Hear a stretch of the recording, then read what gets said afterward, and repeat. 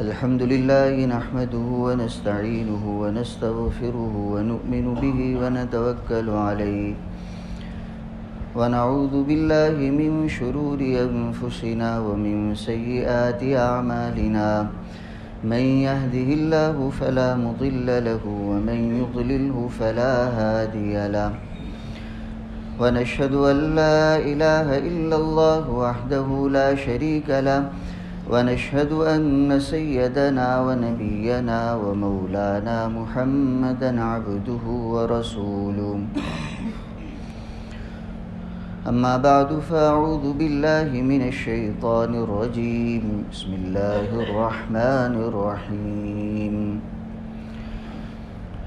وإذ ابتلى إبراهيم ربه بكلمات فأتمهن وقال تعالى لن ينال الله لحومها ولا دماؤها ولكن يناله التقوى منكم وقال النبي صلى الله تعالى عليه وسلم ما عمل آدمي من عمل يوم النحر أحب إلى الله تعالى من إهراقه دما أو كما قال عليه الصلاة والسلام صدق الله العظيم وصدق رسوله النبي الكريم ونحن على ذلك من الشاهدين والشاكرين والحمد لله رب العالمين.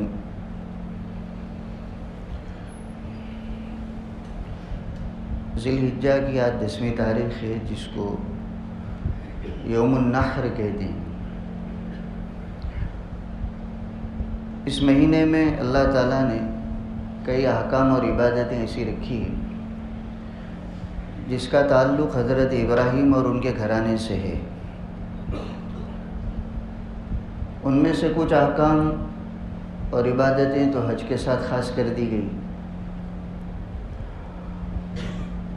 شیطان کو جمرات کی رمی حج میں جانے والے کرتے ہیں. صفا اور مروہ کی سعی یہ بھی حضرت ابراہیم کے گھرانے کی یادگار ہے. وہ بھی خاص لوگوں کے لیے کی گئی جو حج اور عمرے کے لیے جاتے ہیں. بیت اللہ کا طواف جو حضرت ابراہیم کی یادگار ہے بنائے کعبہ وہ بھی حج اور عمرے میں جانے والوں کے لیے خاص کیا گیا. لیکن قربانی والا عمل جو حضرت ابراہیم علی نبینا و علیہ الصلاۃ والسلام کی عظیم یادگار ہے جسے حج میں جانے والوں کو یہ حکم دیا گیا دوسرے مسلمانوں کو بھی اس یادگار کے قائم کرنے کا حکم دیا گیا ہے. یہ حضرت ابراہیم کی عظیم یادگار ہے قربانی کی شکل میں جس کا نبی اکرم صلی اللہ تعالیٰ علیہ وسلم کو اور آپ کی امت کو قائم کرنے کا باقی رکھنے کا حکم دیا گیا.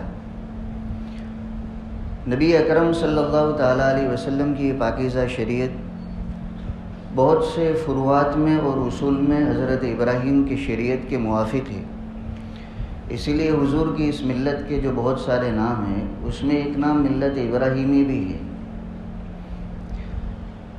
یہ یادگار کی کچھ تفصیل یہ ہے کہ حضرت ابراہیم کو اللہ تعالیٰ نے کئی احکامات دے کر کئی باتوں کے ذریعے سے آزمایا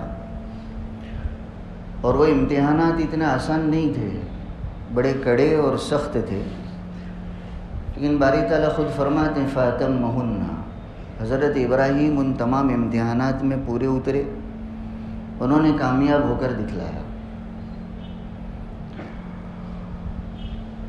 جب نمرود نے آپ کو آگ میں ڈالا اور اللہ تعالیٰ نے اس آگ کو گلستہ بنا دیا, جس کے بعد آپ اس علاقے سے نکل کر ملک شام کی طرف روانہ ہوئے, تو آپ کے ساتھ آپ کی اہلیہ حضرت سارہ تھی.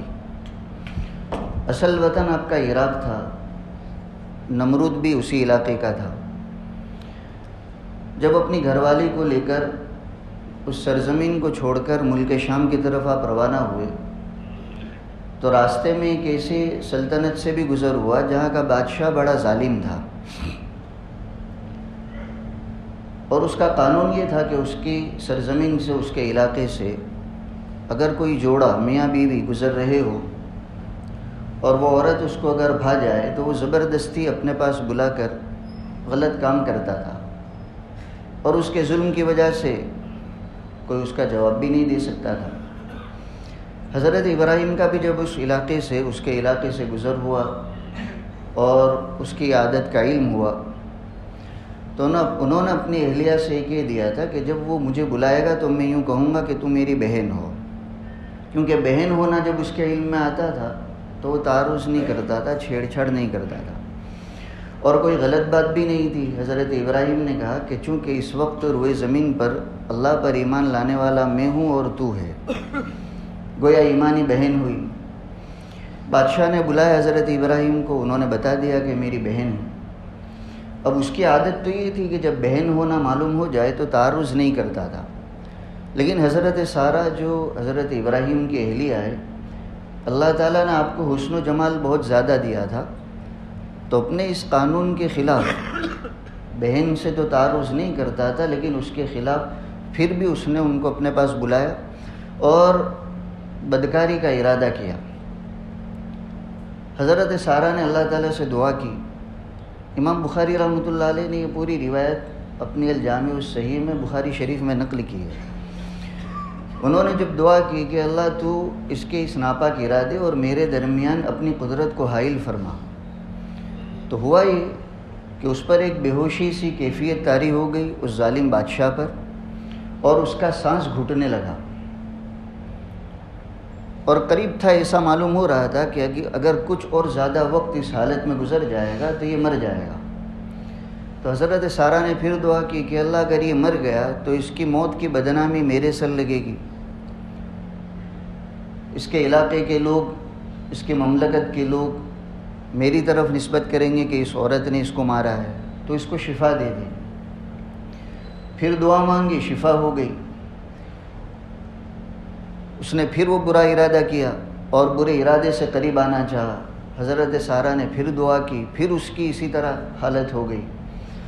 تو 2 یا 3 مرتبہ جب اس طرح کا قصہ پیش آیا تو وہ ظالم بادشاہ بھی سمجھ گیا کہ ایک عام انسانوں میں سے نہیں ہے، یہ تو کوئی عظیم ہستی معلوم ہوتی ہے۔ تو اس نے پھر ان کو وہاں سے رخصت کیا اور ان کی شخصیت سے متاثر ہو کر اپنے یہاں کی ایک لڑکی ان کے حوالے کی، جس کا نام ہاجر تھا، اور انہی کو ہم حضرت ہاجرہ کہتے ہیں۔ اب کتابوں سے معلوم ہوتا ہے یا تو اس کے سلطنت کی کوئی باندی تھی یا پھر یہ کہ اس کی بیٹی تھی۔ تو حضرت سارہ سے متاثر ہو کر اس نے حضرت ہاجرہ ان کے حوالے کی کہ اپنے ساتھ لے جاؤ، یہ تمہاری خدمت کرے گی۔ حضرت سارہ جب حضرت ابراہیم کے پاس پہنچے، پورا قصہ سنایا اور کہا کہ یہ لڑکی بھی اس نے مجھے ہدیے میں دی، یہی اپنے ساتھ رہے گی۔ ابھی حضرات اپنے سفر پر آگے روانہ ہوئے، ملک شام پہنچے۔ حضرت سارہ سے نکاح کو کئی زمانہ ہو چکا تھا، لیکن اب تک ولادت کی اور اولاد کی نوبت نہیں آئی تھی۔ جب کافی عرصہ گزر چکا اور اولاد والی نعمت سے محروم تھے تو خود حضرت سارہ ہی نے حضرت ابراہیم سے درخواست کی کہ آپ اس لڑکی سے نکاح کر لیجئے، جو ہدیے میں ملی تھی حضرت سارہ کو۔ حضرت ابراہیم نے ان سے نکاح فرمایا، حضرت ہاجرہ سے، اور ابھی عمر 86 سال کی ہو چکی ہے حضرت ابراہیم کی، اور اللہ تعالیٰ سے دعا کی ربی حبلی من الصالحین کہ اللہ نیک بچہ عطا فرما۔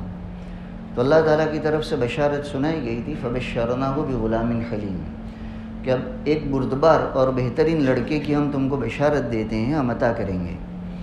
چنانچہ حضرت اسماعیل علی نبینا وعلیہ الصلاۃ والسلام کی شکل میں اللہ تعالیٰ نے یہ بیٹا عطا فرمایا۔ تو بڑی تمناؤں کے بعد، زندگی کے کئی مرحلوں سے گزرنے کے بعد 86 سال کی عمر میں اللہ تعالیٰ نے یہ اکلوتا بیٹا عطا کیا تھا۔ اب باپ کو اپنے ایسے بیٹے سے جیسا تعلق ہونا چاہیے، سمجھنے والے سمجھ سکتے ہیں، اتنے زمانے کے بعد یہ بیٹا عطا ہوا تھا۔ لیکن اللہ تعالیٰ کی طرف سے فوراً دوسرا امتحان لیا گیا۔ ابھی تو بیٹے کی ولادت ہوئی، یہ نو مولود ہے، اور اللہ کی طرف سے حکم آیا کہ اس کی ماں کو اور اس کو ہم جہاں حکم دیتے وہاں لے جاؤ۔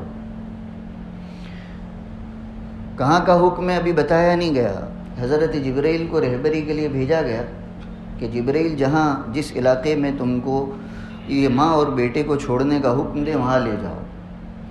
تو کتابوں میں آتا ہے حضرت ابراہیم نے جب سفر شروع کیا، راستے میں جب ایسی عمدہ آبادیاں گزرتی تھی تو حضرت جبرائیل سے پوچھتے تھے کیا یہاں چھوڑنے کا حکم نہیں؟ کہا یہاں نہیں، اور آگے چلنا ہے۔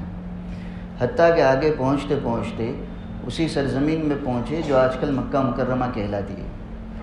اس وقت یہ آباد علاقہ نہیں تھا، بالکل بنجر اور ویران۔ انسان تو انسان، کوئی حیوان تک کا بھی، بلکہ پرندوں کا بھی گزر نہیں تھا، چونکہ پانی کا بھی نظام نہیں تھا۔ اور کعبۃ اللہ تو چونکہ حضرت نوح علیہ نبینا علیہ الصلوۃ والسلام کے زمانے میں جو طوفان آیا تھا تو اس کی بنیادیں ختم ہو گئی تھی، عمارت ختم ہو گئی تھی، نیچے صرف بنیادیں تھی اس کی، اور ایک ٹیلے کی شکل میں اس کا وجود تھا کعبۃ اللہ کا۔ تو حضرت جبرائیل نے وہاں پہنچا کر حکم دیا کہ یہاں تم کو رہنا ہے، یہاں تم کو اپنی اس بیوی اور اس بیٹے کو چھوڑنا ہے۔ تبھی تو کچھ ہی دن ہوئے، 2-4 دن ہوئے ہوں گے، اور اللہ تعالیٰ کی طرف سے حکم ہوا کہ حضرت ابراہیم کو کہ اس ماں اور بیٹے کو چھوڑ کر تمہیں خود یہاں سے رخصت ہونا ہے۔ تو ویسے ہی ہم سوچیں کہ خود فیملی کو ایسے علاقے میں رہنا کوئی آسان کام نہیں ہوتا، میاں بیوی اور بچے کو رہنا اتنا آسان نہیں ہوتا۔ چاہے جائے کہ باپ کو اور مرد کو حکم دیا جائے کہ تم کو تو یہاں سے روانہ ہو جانا ہے، بس اس عورت کو اور اس کے بیٹے کو یہاں چھوڑنا ہے۔ تو آزمائش بڑی سخت تھی، بڑا کڑا امتحان تھا۔ اسی کو باری تعالیٰ نے فرمایا وَإِذِ ابْتَلَىٰ إِبْرَاهِيمَ رَبُّهُ بِكَلِمَاتٍ۔ جب حضرت ابراہیم کو یہ حکم ہوا کہ آپ کو یہاں سے روانہ ہو جانا ہے تو بیوی کو یہ کہا بھی نہیں کہ مجھے تو حکم ہوا ہے مجھے چلنا ہے، بس اللہ کا حکم آیا اور چلنا شروع کیا۔ حضرت حاجرہ نے خود پوچھا کہ ہمیں آپ ایسے علاقے میں کہاں چھوڑ کر جا رہے ہیں، لیکن کوئی جواب نہیں دیا۔ پھر پوچھا، کوئی جواب نہیں دیا، چلتے رہے۔ پھر تیسری مرتبہ جب پوچھا اور جواب نہیں دیا تو وہ بھی سمجھدار خاتون تھی، انہوں نے کہا کیا اللہ تعالیٰ نے اس کا حکم دیا ہے؟ تو حضرت ابراہیم نے اتنا جواب دیا کہ ہاں اللہ تعالیٰ نے حکم دیا ہے۔ اس پر جو حضرت حاجرہ نے جواب دیا ہے اس سے مجھے اور آپ کو بڑا سبق لینے کی ضرورت ہے۔ انہوں نے جواب یہ دیا کہ جب اللہ تعالیٰ کا حکم ہے تب تو اللہ تعالیٰ ہمیں برباد نہیں کرے گا، ضائع نہیں کرے گا۔ حالانکہ ظاہری حالات سب بربادی کے ہیں، وہاں نہ کوئی کھانے کا نظام ہے، نہ پانی کا نظام ہے، نہ درندے ہیں، نہ چرندے ہیں، نہ پرندے ہیں، نہ کوئی انسان ہے۔ لیکن انہوں نے جواب یہ دیا کہ جب اللہ تعالیٰ نے میرے اور میرے بیٹے کے لیے آپ کو چھوڑنے کا حکم دیا ہے تو اللہ کا جب حکم ہے تو اللہ ہمیں ضائع نہیں کرے گا، برباد نہیں کرے گا۔ آج ہم مسلمانوں کے لیے اس میں بڑی عبرت ہے۔ آج کتنا احکام جب شریعت کے بتلائے جاتے، خاص کر کاروبار سے متعلق، معاملات سے متعلق، تو کتنے مسلمان یوں کہہ دیتے ہیں کہ اس شریعت کے اس حکم پر عمل کریں گے پھر تو ہم برباد ہو جائیں گے، جھوٹ نہیں بولیں گے تو کاروبار کیسے چلے گا، دھوکہ نہیں دیں گے تو دکان کیسے چلے گی، تو برباد ہو جائیں گے۔ گویا اللہ کے حکم کو پورا کرنے میں نعوذ باللہ آج یوں سمجھا جاتا ہے کہ ہم برباد ہو جائیں گے۔ حضرت حاجرہ جو خاتون تھی، عورت تھی، اس نے جو بات سمجھی ہے وہی صحیح ہے کہ اللہ کے حکم پر عمل کرنے کے نتیجے میں نہ کوئی برباد ہوا ہے نہ ہوگا۔ بربادی آتی ہے اللہ تعالیٰ کے حکم کو توڑنے میں، شریعت کے خلاف کرنے میں۔ بہرحال تو حضرت ابراہیم جب اللہ کے حکم سے وہاں سے روانہ ہو گئے، ابھی بھی امتحانات بند نہیں ہوئے، ختم نہیں ہوئے، یہاں چھوڑ کر وہ تو روانہ ہو گئے، اور عرصے کے بعد جب اللہ تعالیٰ کی طرف سے اجازت ہوتی کچھ دن کے لیے ملنے آتے تھے، واپس ہو جاتے تھے۔ جب یہی حضرت اسماعیل جن کو نو مولود ہونے کی حالت میں حضرت ابراہیم یہاں چھوڑ کر گئے تھے، جب چلنے پھرنے والے بن گئے، کچھ بڑے ہو گئے، تو اللہ تعالیٰ کی طرف سے اور کڑا امتحان اور سخت آزمائش آئی۔ اللہ تعالیٰ کی طرف سے حکم دیا گیا خواب میں کہ حضرت اسماعیل کو آپ ذبح کر رہے ہیں، منظر دکھلایا گیا۔ اور نبی کا چونکہ خواب وہی ہوتا ہے، وہی کے حکم میں ہوتا ہے، حضرت ابراہیم یہاں آئے اور اپنے بیٹے اسماعیل سے کہا کہ اللہ تعالیٰ نے یہ منظر دکھلایا ہے، انی ارا فی المنام انی اذبحک فانظر ماذا تری، کہ میں نے یہ منظر دیکھا ہے کہ میں تم کو ذبح کر رہا ہوں، بتاؤ تمہاری کیا رائے ہے۔ یہاں رائے اس لیے نہیں پوچھی جا رہی ہے کہ تم ہاں کہو گے تو اللہ کے حکم کو پورا کروں گا اور نہ کہو گے تو چھوڑ دوں گا، بلکہ رائے اس لیے پوچھی جا رہی ہے کہ بیٹے کا کیا مزاج ہے اللہ تعالیٰ کے حکم کے معاملے میں. تو بیٹا بھی حضرت ابراہیم ہی کا تھا، اس نے وہی حکم دیا، وہی جواب دیا جو ان کو دینا چاہیے. قال یا ابت افعل ما تؤمر، کہ اللہ تعالیٰ نے آپ کو خواب میں جو حکم دیا ہے وہ کر گزریے. ستجدونی انشاءاللہ من الصابرین، آپ مجھے صبر کرنے والوں میں سے پاؤ گے. پھر آگے باری تعالیٰ نقل فرماتے ہیں فلما اسلما، کہ باپ اور بیٹا دونوں نے ہمارے حکم کو پورا کرنے کے لیے اپنے آپ کو جب پیش کر دیا، وَتَلَّهُ لِلْجَبِينِ، اور اپنے بیٹے کو پیشانی کے بل لٹا کر چھری چلانا بھی شروع کر دی. چنانچہ ہم نے جنت سے ان کے بدلے میں فدیہ بھیج دیا ایک دمبے کی شکل میں. حضرت جبرائیل نے آواز لگائی اللہ اکبر کہ یہ دمبا آ گیا ہے، اسی کو ذبح کرو. حضرت ابراہیم نے بھی دیکھ کر یہ جواب دیا لا الہ الا اللہ واللہ اکبر، اور حضرت اسماعیل نے دونوں کی ان تکبیر اور توحید کو سن کر اللہ اکبر وللہ الحمد کہا. تو یہ جو قربانی کی جا رہی ہے جانوروں کی، یہ اصل میں بیٹے کی قربانی کا بدل ہے. اللہ تعالیٰ نے تو حکم دیا تھا حضرت ابراہیم کو بیٹے کے ذبح کرنے کا، امتحان تھا اور انہوں نے امتحان کو پورا کر دیا، کامیابی بتلا دی، تو اس کے بدلے میں اللہ تعالیٰ نے حکم دیا ہے جانور کو ذبح کرنے کا. یہی حکم نبی اکرم صلی اللہ تعالیٰ علیہ وسلم کو دیا گیا، اور آپ کی شریعت کا حکم آپ کی امت کو بجا لانا ہے. لوگ بجا لا رہے ہیں اور اس حکم پر عمل کرنے والے کرتے چلے آ رہے ہیں. حضرت عبداللہ ابن عمر رضی اللہ تعالیٰ عنہما وہ فرماتے نبی اکرم صلی اللہ تعالیٰ علیہ وسلم مدینہ منورہ میں ہجرت کے بعد 10 سال رہے، کوئی سال ایسا نہیں ہوا جس میں آپ نے قربانی نہ کی ہو. تو صحابہ اکرام نے، ہمارے اسلاف نے، ماضی میں لوگ قربانی پر عمل کرتے چلے آ رہے ہیں، اس لیے اس حکم پر اچھی طرح اور اہتمام سے عمل کرنے کی ضرورت ہے. بعض لوگ قربانی کے بجائے کتنی رقم کو صدقہ کرنا کافی سمجھتے ہیں،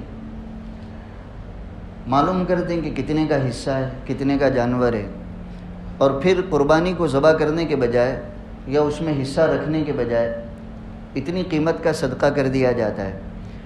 تو یہ سمجھ لینا چاہیے کہ صدقہ کرنے سے یہ واجب اور یہ ذمہ داری ادا نہیں ہوگی. یہ خاص حکم ہے جانور کو اللہ کے نام پر ذبح کرنا. جب تک یہ عمل نہیں ہوگا، جانور کو ذبح کرنے والا عمل نہیں ہوگا، ذمہ داری پوری نہیں ہوگی. اور آج کا جو دن ہے اس میں اللہ تعالیٰ کو نیک کاموں میں سب سے زیادہ محبوب عمل یہی ہے کہ جانوروں کو اللہ کے نام پر ذبح کیا جائے. تو جب تک جانور کو ذبح کرنے کا عمل نہیں ہوگا، یہ فریضہ اور یہ ذمہ داری ادا نہیں ہوگی. غریبوں کو رقم دے دینا، صدقہ کر دینا، کھلا دینا، یہ یقیناً نیکی کا کام ہے، لیکن یہ نیکی کا کام اس فریضے کا بدل نہیں ہو سکتا. ہر عبادت میں خاص حکمتیں ہیں جو اللہ تعالیٰ نے رکھی ہے. تو جب تک اس عبادت کی شکل کو اختیار نہیں کیا جائے گا، وہ ذمہ داری انسان سے، بندے سے پوری نہیں ہوگی. بھئی جیسے نماز والا ایک فریضہ، ایک خاص عبادت ہے، اب کوئی بندہ نماز پڑھنے کے بجائے 5 وقتہ ٹائم پر نماز پڑھنے کے بجائے صدقہ دے دے، غریبوں کو کچھ رقم دے دے، تو اس کا یہ رقم دے دینا نماز کا بدل نہیں ہو سکتا. اسی طرح یہاں بھی صدقہ کر دینا قربانی کا بدل نہیں ہو سکتا. تو قربانی کا اہتمام کرنا ہے. نبی اکرم صلی اللہ تعالیٰ علیہ وسلم کا ارشاد ہے، ترمذی میں موجود ہے، کہ جن جانوروں کو تم اللہ کے نام پر ذبح کرو گے، کل قیامت کے دن یہ جانور اپنے گوشت، اپنے کھالوں، اپنے کھروں کے ساتھ آئے گا. فطیبوا بہا نفسا او کما قال علیہ الصلوۃ والسلام. حضور فرماتے ہیں کہ خوش دلی کے ساتھ جانور کو ذبح کرو، اترتے دل کے ساتھ ذبح مت کرو، خوش دلی کے ساتھ ادا کرو. غیروں سے متاثر ہو کر کچھ مسلمانوں کے ذہن میں بھی یہ بات آتی ہے کہ تو بے رحمی کی بات ہے، جانور کو ذبح کرنا بے رحمی کی بات ہے. تو ہمیں یہ سوچنا ہے جانور کو ذبح کرنے کا حکم کس نے دیا ہے؟ اللہ تعالیٰ نے دیا. جانوروں پر رحم کرنے کا حکم کس نے دیا؟ وہ بھی اللہ نے دیا. تو جس ذات نے جانوروں کو پیدا کیا، جانوروں کے حقوق بتلا ہے، جانوروں پر رحم کرنے کا حکم دیا، وہی ذات جب جانور کو ذبح کرنے کا حکم دے رہی ہے، اگر یہ جانور کو ذبح کرنا رحم دلی کے خلاف ہوتا تو کیا باری تعالیٰ حکم دیتے؟ ان کی رحمت کا معاملہ تو یہ ہے کہ جانوروں کا کیا جانوروں کا کیا حال، دشمنوں تک ان کا رحم کا معاملہ پہنچا ہوا ہے. جس ذات کی رحمت سے اس کے دشمن بھی فائدہ اٹھاتے ہوں، جانور کیسے محروم رہیں گے؟ یہی حضرت ابراہیم جن کے اعمال حسنہ میں، بات جلدی پوری ہو جائے گی، جن کے اعمال حسنہ میں ایک خوبی یہ بھی تھی مہمان نوازی کی. ان کے دسترخوان پر ایک بوڑھا آیا جو 90 سال کا تھا. حضرت ابراہیم نے مہمانی کرتے ہوئے کہا کہ اللہ کا نام لے کر کھاؤ. کہا میں تو اللہ کو نہیں مانتا. تو کہا یہاں سے چلے جاؤ. اس کو روانہ کر دیا.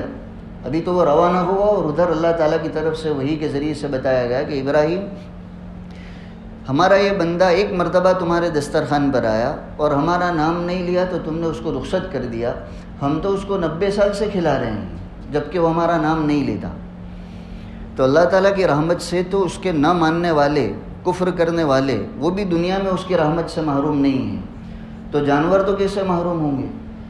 تو جس ذات نے جانوروں کو پیدا کیا، ان پر رحم کرنے کا حکم دیا، اسی ذات نے جب جانور کو ذبح کرنے کا بھی حکم دیا ہے، تو پھر یہ سمجھنا کہ جانور کو ذبح کرنا بے رحمی کی بات ہے، یہ ہماری نادانی ہے. اللہ تعالیٰ ہی کے حکم سے یہ جانور ذبح کیے جاتے ہیں، اس میں کوئی بے رحمی کی بات نہیں ہے. اللہ تعالیٰ ہم سب کو اس حکم پر عمل کرنے کی توفیق دے. قربانی کرنے والوں کی قربانیوں کو اللہ تعالیٰ قبول فرمائے اور صاحب وسعت کو قربانی ادا کرنے کے بعد حقداروں تک زیادہ سے زیادہ پہنچانے کی بھی توفیق عطا فرمائے. وآخر دعوانا ان الحمد للہ رب العالمین.